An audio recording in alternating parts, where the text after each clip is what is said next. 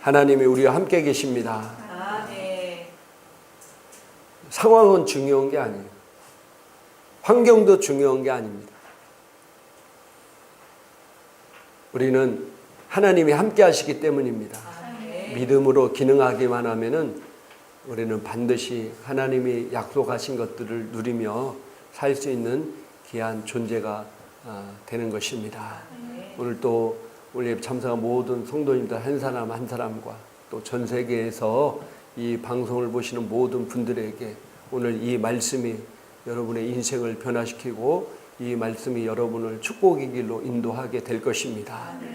이 말씀을 여러분이 믿음으로 취한다면 여러분 삶 가운데 놀라운 일들이 생길 것입니다.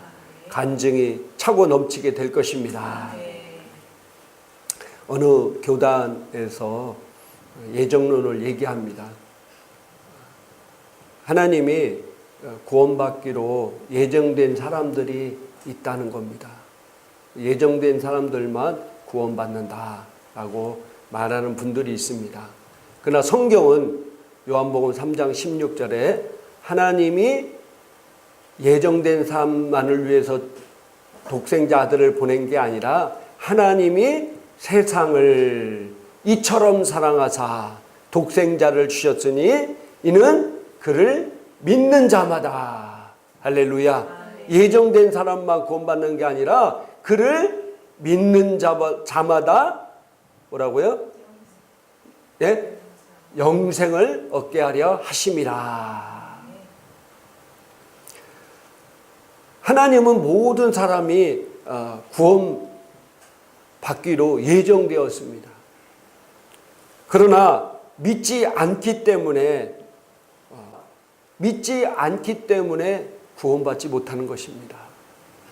에베소 1장 1절 이후에 예정에 대해서 쭉 나오고 있습니다.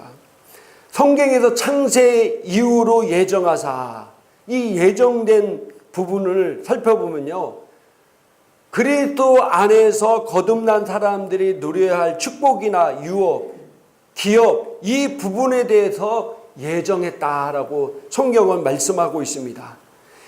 창세 이후로 너희를 위해서 예정된 것을 너희는 받아라. 이 예정이 구원받기로 예정됐다는 그 의미가 아니라 하나님께서 예수 그리스도를 통해서 창세 이후에 너에게 모든 예정된 기업들이 있다는 겁니다.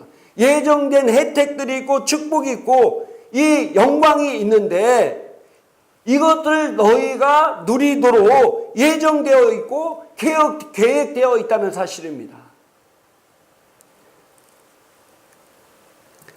그리고 이 예정되어 있고 계획되어 있는 이 약속을 내가 반드시 이루겠다.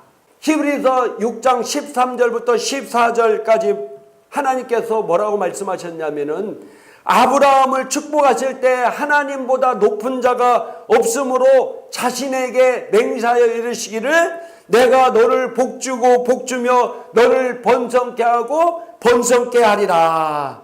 할렐루야. 이렇게 확고하게 하나님의 계획을 불변하시고 그 계획을 이루시겠다고 축복하셨습니다. 그래서 이 약속의 말씀대로 아브라함과 그 육신적인 자손들도 다 복을 받았어요. 이삭도 그 가뭄에도 100배나 되는 수확을 거뒀고요. 요셉도 또 그 육신의 자손들도 다 복을 받았습니다. 우리가 잘 알듯이 아브라함의 육신의 자손들은 유대인들입니다. 지금 전 세계를 유대인들의 경제를 쥐고 있다고 우리는 알고 있습니다. 영적인 씨인 우리, 아브라함의 영적인 후손이고 영적인 씨인 우리에게도 동일하게 이런 약속의 말씀 우리 가운데 이루어지고 있다는 사실입니다. 할렐루야. 그래서 에베소서 1장 11절에 한번 같이 읽도록 합니다. 모든 것을 그 자신이 의도한 대로 행하시는 이의 목적을 따라 우리가 예정되어 그분 안에서 유업을 받았으니, 이미 우리에게 누려야 될 부분에 대해서 예정해 놓은 것에 대해서 우리가 그 유업을 뭐라고요? 받았다는 겁니다. 하나님이 예정된 모든 것들, 이 누려야 될 축복에 대해서 우리가 그것을 받았다는 거예요. 유업을 받았다는 거예요. 그리고 히브리서 6장 17절에 한번 읽도록 합니다. 이 점에 있어서 하나님께서는 약속의 상속자들에게 자기의 뜻이 불변함을 충분히 나타내시려고 그 일의 맹세로 확정하셨으니 아멘. 하나님께서는 약속의 상속자들에게 자기의 뜻이 불변함을, 절대로 변하지 않음을 충분히 나타나게 하려 하시고 그 일로 맹세로 확정했다는 거예요. 내가 너를 번성케 하고 너를 복주며 내가 아브라함의 자손들에게 약속한 모든 축복을 너에게 주겠다는 그 약속을 불변하게 절대로 변치 않겠다는 것을 맹세로 확정했다는 겁니다. 하나님이 구원받아서 거듭난 사람들을 약속의 상속자로 삼고 창세 이후로 예정해 놓으신 모든 유업을 주시겠다고 스스로 맹세로 확정해 주셨습니다. 그런데 우리가 가난하다면 이것은 절대로 하나님의 뜻이 아닙니다. 그리고 나를 겸손하기 위해서, 나를 연단하기 위해서 가난하게 만든 것도 절대로 하나님의 뜻이 아닙니다. 가난도 하나님의 뜻이 아닙니다. 따라합시다. 가난도 하나님의 뜻이 아니다. 그런 평범한 삶은 어떠냐? 그냥 평범하게 사는 것도 하나님의 뜻이 아닙니다. 따라합시다. 평범하게 사는 것도 하나님의 뜻이 아니다. 자기와 자기 가족만 먹고 사는 그 평범한 삶도 하나님이 우리를 향한 계획도 뜻도 절대로 아닙니다. 여러분이 지금 가난하다면, 여러분 지금 평범한 삶을 살고 있다면은 하나님의 뜻 가운데 사는 게 아닙니다. 하나님의 계획하신 가운데 사는 게 아닙니다. 왜냐하면요, 우리는 특별한 존재이기 때문입니다. 베드로전서 2장 9절에 우리는 왕 같은 족속이요 제사장이요 거룩한 나라요 그의 소유가 된 백성이라고 말씀하셨습니다. 우리는 왕족입니다. 예수께서 만왕의 왕이시고 우리가 왕족이 어떻게 가난한 삶을 살고 평범한 삶을 살겠습니까? 거듭난 사람은 하나님의 약속의 유업을 이자여 상속자라고 했기 때문에 우리가 그 약속을 누리지 못하는 삶, 그 자체가 하나님의 뜻 가운데 거하는 삶이 아니라는 겁니다. 그래서 우리는 가난한 삶도 평범한 삶도 거부해야 됩니다. 이것은 나를 위해 예비된 삶이 절대로 아닙니다. 그렇기 때문에 우리 속에 있는 이 가난한 사고방식을 씻어내야 되고 거부해야 됩니다. 왜냐하면 그 사람의 생각대로 그 사람을 살 수밖에 없습니다. 우리가 잘 알 잠언 23장 7절에 그 생각이 어떠하면 그 의인도 그러다고 그랬습니다. 그 사람이 그런 생각 가운데 거하면은 그런 삶을 살 수밖에 없습니다. 부모님이 가난해서 재산을 알려주는 것보다 가난한 사고방식을 물려주는 게 더 큰 문제입니다. 그 사고방식대로 자녀들도 가난하게 살 수밖에 없기 때문입니다. 가난한 사고방식이라는 것은요, 돈이 있고 없고가 아니라 그 마인드가 가난하게 사고방식이 되어 있다는 거예요. 그래서 그런 사고방식을 갖고 있기 때문에 그 삶은 결국은 돈이 많이 있어도 나중에 결국은 가난하게 될 수밖에 없습니다. 그래서 우리는 부요의 사고방식을 가져야 됩니다. 하나님이 나를 축복해 주셨고 나는 반드시 잘 된다고 했고 가난하게 사는 것, 평범하게 사는 것은 절대로 하나님의 뜻이 아니라는 그런 사고방식을 가지고 내가 살 때 그런 삶을 살게 된다는 것입니다. 요즘 많은 사람들이 이 가난한 사고방식을 갖고 살고 있어요. 나라를 원망하고 불평하고 가족 친척들을 원망하고 불평하는, 왜 우리를 안 도와주고 왜 우리를 어렵게 하고. 근데 여러분 한번 성경의 믿음의 사람을 한번 보십시오. 이 세상에서도 잘 되는 사람들을 한번 살펴보십시오. 그들은 절대로 뭘 원망하거나 불평하고 그러지 않았어요. 근데 성경에도 보면은 꼭 원망하고 불평한 족속들이 있는데 그들은 노예의 근성을 가지고 있고요, 노예의 사고방식을 가지고 있고 타락한 자들이 그랬습니다. 결국 그들은 그의 삶대로 심판받았습니다. 우리 부모 세대, 그 전 세대는 우리가 6.25 사변이라든지 6.25 전쟁을 통해서 나라가 너무나 힘들고 어려운 가운데 살. 그럼에도 불구하고 그들은 원망하거나 불평하지 않고 열심히 일해서 이 나라 민족을 이 수준까지 끌어올렸어요. 한국에 살으니까 한국이 얼마나 잘 사는지 몰라. 외국 나가보면요. 아, 정말 그래도 우리나라가 잘 사는 나라였구나 실감한다는 거예요. 정치인들 또 공무원들 대통령들이 정치를 잘 해야 되겠죠. 근데 그것을 갖고 나라를 원망하고 불평하면은요, 그게 바로 가난한 마인드의 시작입니다. 그런 거 자꾸 들어오면요, 결국은 부모 탓하게 되고 조상 탓하게 되고, 자기가 불평한다 해서 다시 대기업 자녀로 태어나는 건 아니잖아요. 자기 현실에서 그 상황을 바꾸기 위해서는 최선을 다해요. 신앙인들도 마찬가지입니다. 이 가난한 사고방식이 그래서 안 좋은 거예요. 교회에서도 어떤 프로젝트를 할 때 없어서 못해요, 안 해요, 이렇게는 가난한 마인드입니다. 하나님 나라는요, 없어서 못하는 게 없어요. 믿음이 없기 때문에 안 되는 겁니다. 로마서 8장 32절에도 자, 한번 우리 읽겠습니다. 자기의 아들을 아끼지 아니하시고 우리 모든 사람을 위하여 내주신 이가 어찌 그 아들과 함께 모든 것을 우리에게 주시지 아니하겠느냐. 아멘. 우리에게 일부가 아니라 모든 것을 값없이 주시지 않겠느냐. 자기의 아들도 줬는데 우리에게 뭘 아까운 거 있어서 주지 않겠냐는 거예요. 우리 하나님의 자녀들에게 모든 것을 주시겠다고 말씀하셨습니다. 로마서 8장 17절 한번 읽겠습니다. 자녀이면 또한 상속자 곧 하나님의 상속자요 그리스도와 함께한 상속자니. 너희가 하나님의 자녀이면, 여러분 하나님의 자녀 맞습니까? 그러면 뭐라고요? 상속자라는 거예요. 누구의 상속자요? 하나님의 상속자요. 그리스도와 함께 공동 상속자라는 거예요. 대기업의 상속자만 돼도요, 몇천억 그냥 들어오더라고. 그런데 우리는 하나님의 상속자라는 거예요. 하나님의 상속자. 그런데 어떻게 하나님의 상속자에게 가난하게 살고 어떻게 하나님의 상속자가 평범하게 살 수 있겠습니까? 가난한 삶도 평범한 삶도 하나님의 뜻이 아니에요. 요한 3서 1장 2절에도 한번 읽어보겠습니다. 살아가는 자여 무엇보다도 내 혼이 잘된 같이 내가 번성하고 강건하기를 바라노라. 이 강건이 건강입니다. 건강. 내 혼이 잘된 같이 내가 이 땅에서 번성하고 건강하게 되는 것이 바로 하나님의 뜻이라는 거예요.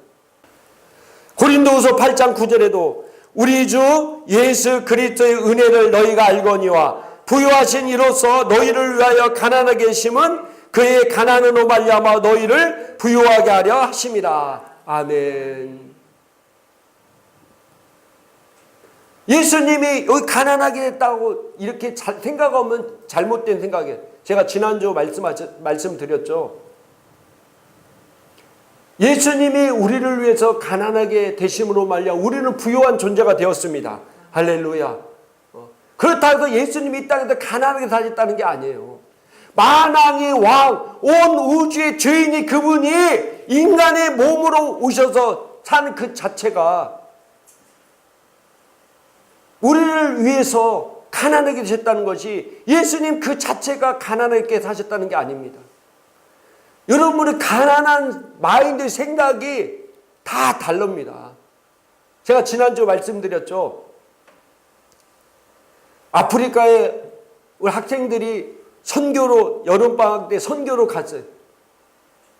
가서 열심히 선교하고 있는데 그 동네 사람에게 물어봐요. 니네 집에는 양이나 염소를 키우고 있니? 없는데요. 그럼 닭은 몇 마리 키우고 있니? 닭도 없는데요. 아, 너네 집 정말 가난하구나. 그 아프리카 거기는 부의 기준이 뭐 소는 엄청나게 부자고 염소나 양 키우는 게 부자고요. 그래도 닭 정도 몇 마리는 키워야 그래도 먹고 사는 사람으로 생각하는데 그거 없다니까 가난한 거예요. 우리나라에서는 양이 없는 게 가난합니까? 닭이 없는 게 가난합니까? 아니잖아요. 이 사고방식 차이 이렇게 차이 납니다. 예수님이 가난하고 있던 온 우주의 주인이 인간의 몸을 갖고 이 땅에 오셨다는 그 자체가 가난했다는 거예요. 예수님이 가난해서 사셨다는 게 아니라 그분이 이 땅에 우리를 위해서 오심으로 말미암아 우리를 부유하게 하셨다는 사실입니다. 그럼 우리는 부유한 존재라는 겁니다. 우리는 가난할 필요가 없는 존재입니다. 이 진리들을 깨닫고 알고 믿음으로 기능해서요, 하나님의 위대한 일을 하다가 하신 분들이 너무 많습니다. 제가 재정설교하면서 꼭 빼놓지 않고 말씀하시는 분이 바로 케네스 해겐 목사님이십니다. 그분도 17살 때까지 죽을 병에 걸려서 하루하루 인생을 살다가 17살 때 주님을 만나 그 전에도 예수를 믿었어요. 근데 이 치유에 대해서 진리를 몰라 17살 때 깨닫고 그 죽을 병에서 치료받았습니다. 할렐루야. 건강한 존재로 되었어요. 그러고 나서 믿음 생활하다가 하나님의 재정 원리가 뭔지를 이분이 깨닫고 그 다음부터 이 재정 원리를 선포하고 말하고 다녔어요. 설교하고 다녔어요. 근데 그때 그분의 상태는요, 우리가 보기에는 정말 최악의 가난한 사람을 살고 있었어요. 정말로 기름값이 없어가지고요, 페트병에다가 기름을 넣고 다녔고요, 차는 너무 낡고 타이어는 낡아가지고 낮에 다니면 터질까봐 밤에만 다녔다는 거예요. 이렇게 인간의 눈으로 볼 때는 가난한 삶을 살았지만은요, 그가 계속 다니면서 이 부유에 대해 설교했어요. 많은 사람들이 설교를 듣는 사람이 강사 목사님 와보니까 차는 막 몇십 년 된 차에다가 타이어는 낡아도 곧 빵꾸 날 것 같고, 그럼에도 불구하고 이분은요, 진리를 선포하고 다녔어요. 결국 하나님의 말씀대로 이분이 소천하기 전에요, 그런 얘기를, 내 평생에 나는 돈이 없어서 하나님 일을 해보지 못한 적이 한 번도 없었다. 할렐루야. 내 평생에 돈이 없어서 하나님의 일을 해보지 못한 적이 없었다는 거예요. 이게 바로 하나님의 자녀의 축복입니다. 우리의 상속자의 기업이라는 사실입니다. 여러분들 지금 생각하기를, 너 지금 뭐 가난하게 살고 돈도 없고 지금 빚이 얼만데 내가 뭐 어떻게 그런 삶을 살아. 케네스 해겐 목사님도 더 그랬어요. 그럼에도 불구하고 하나님의 말씀이 그렇기 때문에 그것을 믿고 믿음으로 나가서 그 약속한 것을 내가 취한 것입니다. 하나님의 약속을 했더라도 이미 모든 인류가 다 구원받기 위해서 예수님께서 우리를 위해 십자가에 죽으셨어요. 그럼에도 불구하고 그 약속을 받아들이는 사람만 구원받을 수 있듯이 하나님 우리에게 모든 이 하나님의 자녀로서의 상속자로서의 약속을 하고 그 기업을 우리에게 주셨더라도 그것을 믿음으로 받아들이는 사람만 누리며 살 수 있다는 사실입니다. 그래서 여러분의 상황과 환경은 중요한 게 아니에요. 하나님 말씀이 그렇기 때문에 나는 그런 존재인 것입니다. 그들 믿음으로 나가면 그렇게 살 수가 있어요. 이게 믿음의 삶입니다. 고린도후서 5장 7절에 한번 읽겠습니다. 이는 우리가 믿음으로 행하고 보는 것으로 행하지 아니함이로라. 새로운 피조물 된 우리는요, 믿음의 삶을 사는 거지 보는 것으로 사는 삶을 사는 존재들이 아닌 것입니다. 많은 사람들이 예수 믿으면 복을 받는다. 또 제가 이런 설교를 하면 많은 분들이 이게 바로 기복신앙이고 번영신학이다. 정말 많은 신학자들이, 목사님들이요, 이 기복신앙과 번영신학이 한국교회를 망치고 있고요, 교회를 타락시키고 있다고 얘기하고 있어요. 제가 국민일보 신문을 보면요, 자주 이런 신학자들과 목사님 글들을 저는 많이 보게 됩니다. 이런 사상들이 한국교회를 망치고 있고 교회를 타락시키고 있고 성도를 타락시키고 있다는 거예요. 왜 성도들이 타락합니까? 돈이 성도를 타락하게 하는 게 아니에요. 사실은 돈을 사랑함이 일만하게 뿌리라고 그랬죠. 그죠? 그 돈 자체는요, 그게 죄도 아니고요, 그것이 타락이 아니에요. 사실 돈도 하나님 맞는 거라니까요. 그런데 왜 많은 사람이 돈 때문에 타락하냐면요, 이 부의 목적을 모르고 살기 때문입니다. 하나님께서 우리 하나님의 자녀들 약속의 상속자로 삼고 우리를 예정하셨고 우리를 이렇게 축복의 자녀로 만들어서 우리가 잘 사는 것이 바로 하나님의 뜻인데, 그럼 잘 사는 목적이 뭐냐가 중요하다는 사실이에요. 잘 살아야 될 목적. 이걸 모르기 때문에 기복이 되고, 이걸 모르기 때문에 번영이 되고, 이걸 모르기 때문에 타락하게 되는 거예요. 타락하게 돼요. 많은 신학자들과 목사님들이 이 돈의 안 좋은 쪽만 보기 때문에 이런 말씀을 하는 거예요. 물론 그게 다 100% 틀린 말은 아니지만은 또 100% 옳은 말도 아닙니다. 분명히 성경은요, 우리 하나님의 자녀들이 잘 사는 것이 바로 하나님의 뜻입니다. 가난하게 사는 것, 평범하게 사는 것은 절대로 하나님의 뜻이 아닙니다. 나 자신만 잘 먹고 우리 가정만 잘 먹고 잘 살고 우리 교회만 잘 된다고 하면 이게 바로 기복이고 번영인 거예요. 이 땅에 어느 부모가 자녀가 가난하게 살고 평범하게 살기 원하는 부모가 어디 있겠습니까? 번영이니 기복이니 이렇게 얘기하는 목사님들, 신학자들도요, 자기는 잘 살기를 원할 거예요. 자기 자식들도 잘 살기를 원하고 잘 되기를 원할 거예요. 이게 한국교회를 타락시키고 성도들 타락하니까 너는 가난하게 살아라, 너는 평범하게 살아라, 이렇게 얘기하는 신학자들, 목사님 아무도 없을 겁니다. 누가 어느 부모가 자식들 보고 가난하게 살라고 얘기하고 있고 평범하게 살라고 얘기할 부모가 어디 있겠어요?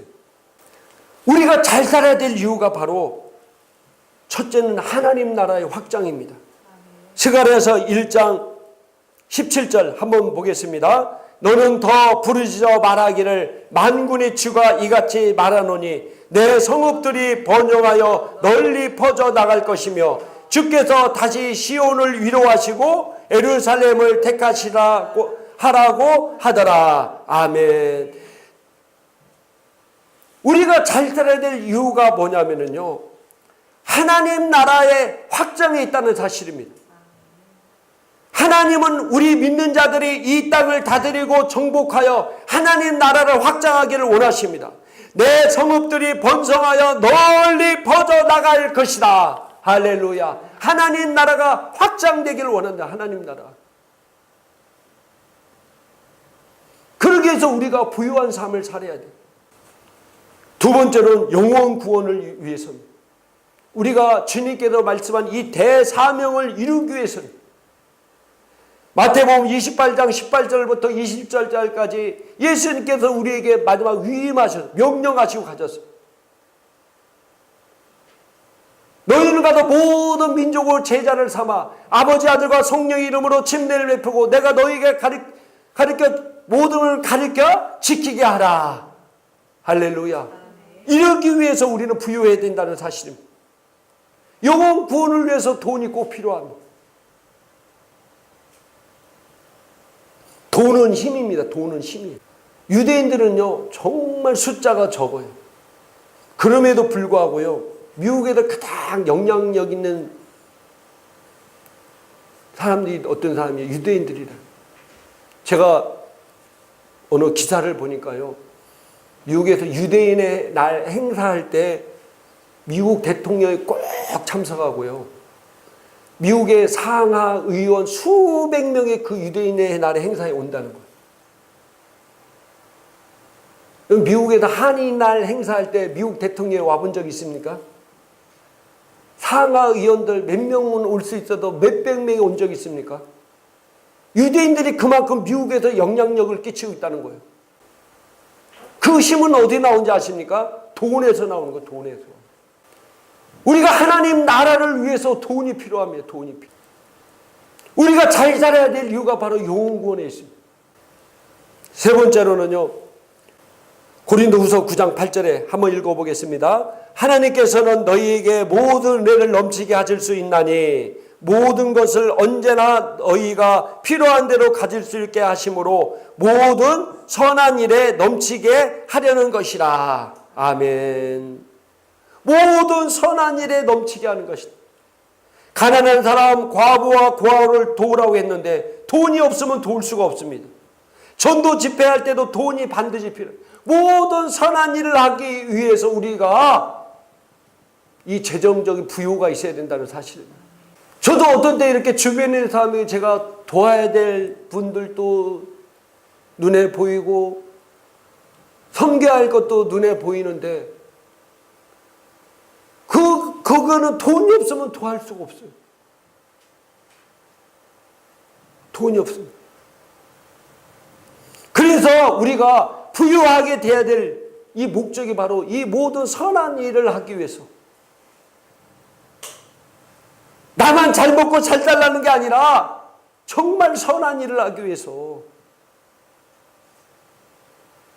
청빈해서 나는 가난하게 거룩하게 경건하게 산다, 그게 아니라 정말 어려운 사람들을 돕기 위해서 우리는 부유한 삶을 살아야 됩니다.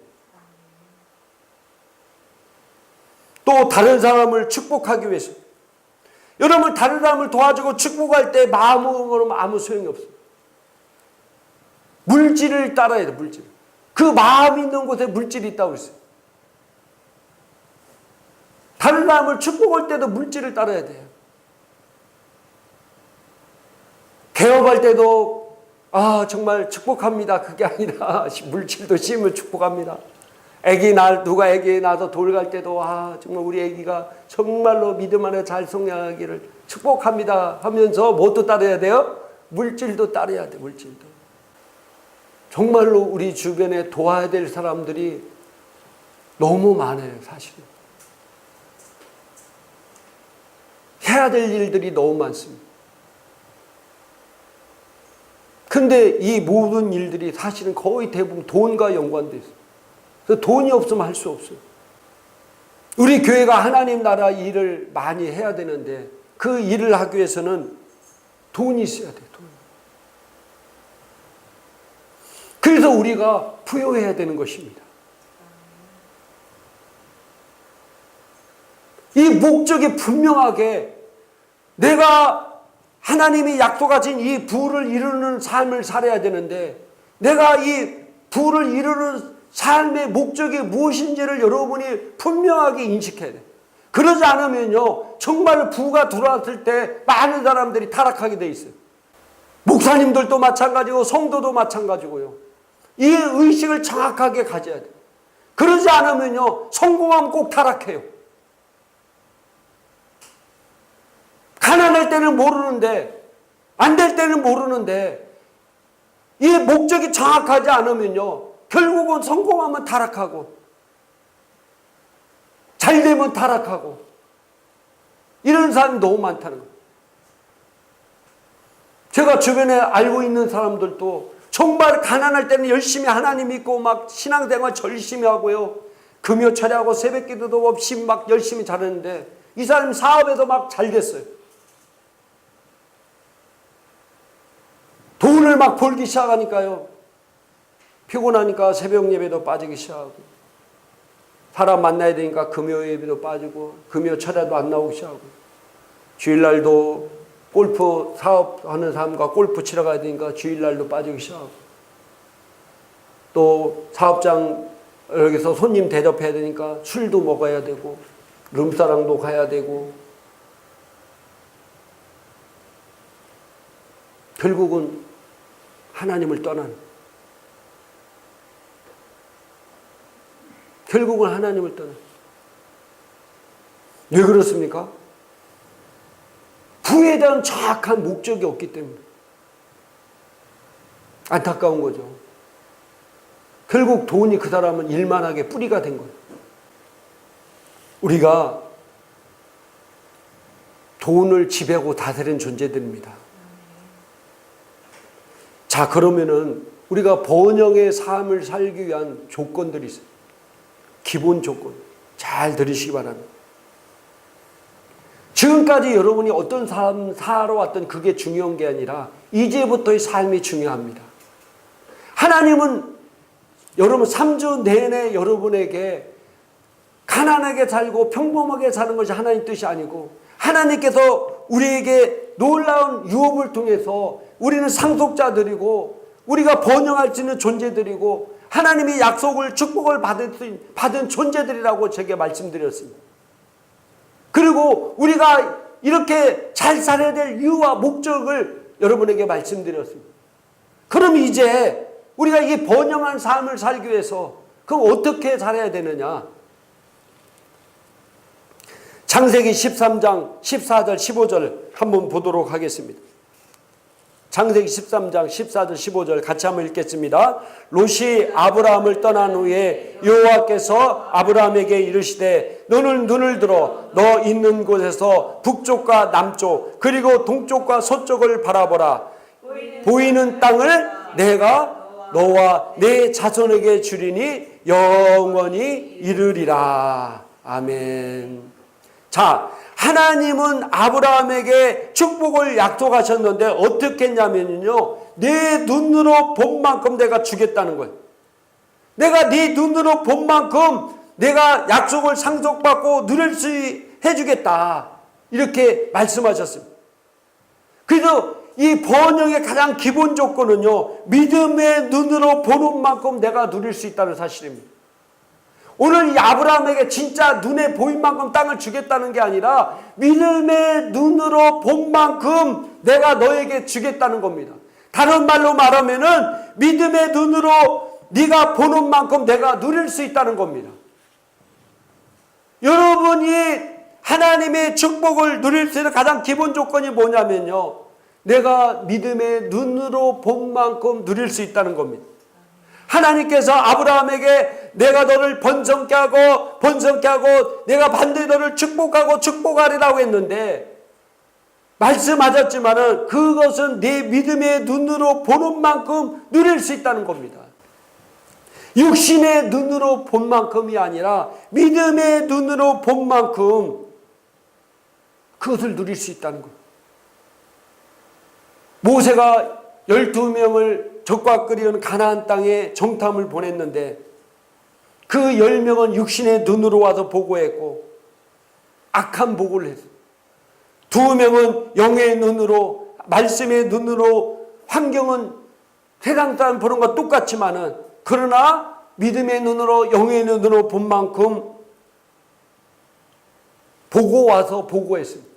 결국 육신의 눈으로 본 사람은 그 약속의 땅을 누리지 못하고 가지도 못했고, 정말 영의 눈으로 보고 말씀의 눈으로 본 사람은 그 약속의 땅에 들어가서 그 약속의 땅의 축복을 누리다 갔습니다.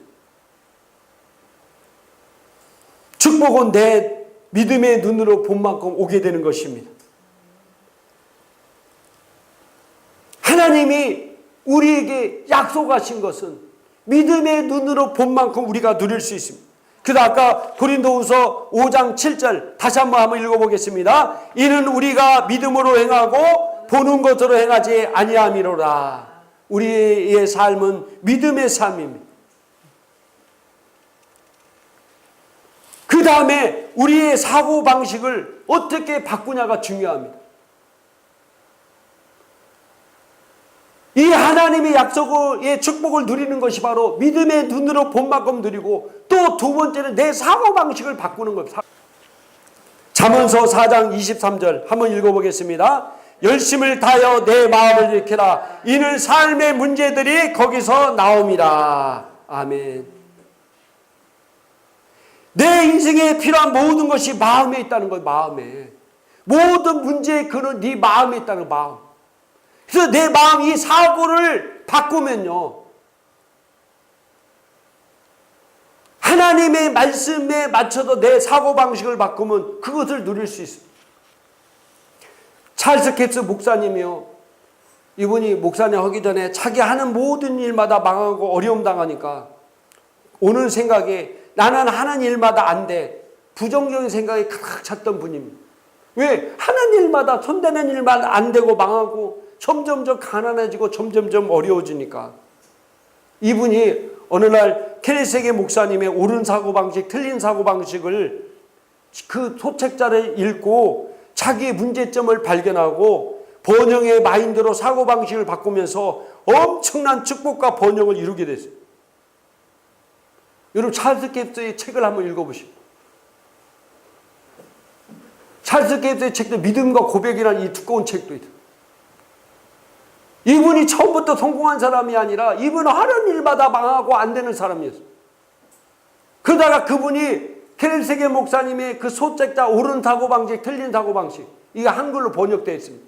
이걸 읽고 자기 이 생각 마인드가 잘못되었구나를 깨닫고 번영의 마인드 사고방식으로 바꾸니까 이 사람이 얼마나 부유하게 됐는지요. 엄청난 부자가 됐어요.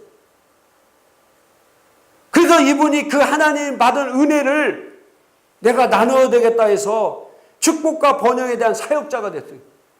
나중에 목사님 됐어요. 여호수아서 1장 8절 한번 읽겠습니다. 이 율법책을 내 입에서 떠나지 않게 하고 주야로 그 안에 있는 것을 묵상하여 그 안에 기록된 모든 것들도 지켜 행하라. 그리하면 내가 너의 길을 번성하게 만들 것이고 내가 좋은 성공을 이루리라. 아멘.